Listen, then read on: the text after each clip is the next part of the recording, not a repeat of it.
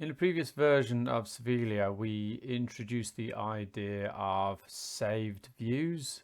So here, for instance, we can have a view which looks at the engineering bill of materials and some predefined columns are saved. If we look at the data in the top right hand corner here, as we look through these, that reverts back to just automatic all the time.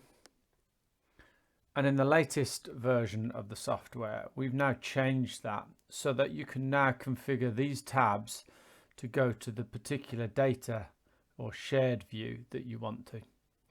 I'll show you that example now here with this engineering change order. So there's an engineering change order associated to this. When we look at the engineering change order, rather than looking at the default view, we'd actually like to look at an engineering change order view, which has particular tabs and information.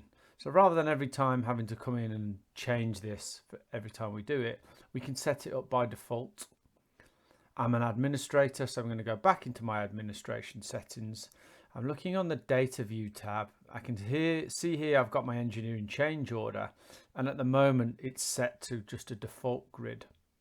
If I change that then and make it an engineering change order grid, and also I'm going to check my subtree and specify that to an engineering bill of materials view, save the changes and go back now. So now whenever I look at my subtree, you'll see that if I look at just children, it's set to default, whereas if I change to subtree, it now changes the columns for a BOM view. And if I change to engineering change order, it changes to ECO information, displaying me information about the ECO.